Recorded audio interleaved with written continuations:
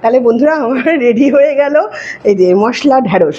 মশলা ঢ্যাঁড়সের এই পদ্ধতি অবলম্বন করে আপনারা মশলা করলা, আলু দিয়ে করলা দিয়ে কেটে বা শুধু করলা, এইভাবে যাদের আলু খাওয়া বারণ, মশলা করলাও আপনারা এইভাবে করতে পারেন। এই যে আমি পদ্ধতিটা দেখালাম বা যে মশলাটা দেখালাম, এত সুন্দর হয় খেতে, মানে বলে বোঝাতে পারবো না। দেখুন একেবারেই কম তেলে, আমার কোনো তেল এদিক ওদিক দিয়ে কোনো দিক দিয়েই তেল পড়ছে না বা বেয়ে পড়ছে না। এটা একদমই কম তেলে, যাদের কম তেলে রান্না খাওয়া প্রয়োজন, এখনকার দিনে বেশিরভাগ লোকেরই অসুস্থতা আছে, তাদের কম তেলে রান্না খাওয়াটাই, এবার যাদের অসুস্থতা নেই তাদেরও একটু কম তেলে খাওয়াটাই দরকার, তাহলে কি শরীর স্বাস্থ্য ভালো থাকবে। আর এই আমার রেডি হয়ে গেল, তাহলে এইটা হচ্ছে আজকের রেসিপিটা আপনারা পেয়ে যাবেন। আর আমার রেডি হয়ে গেল, আমি এটা রেখে দিচ্ছি।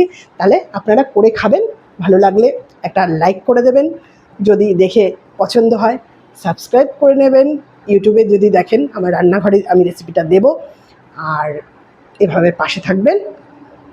তাহলে আজকে এই পর্যন্তই, টাটা।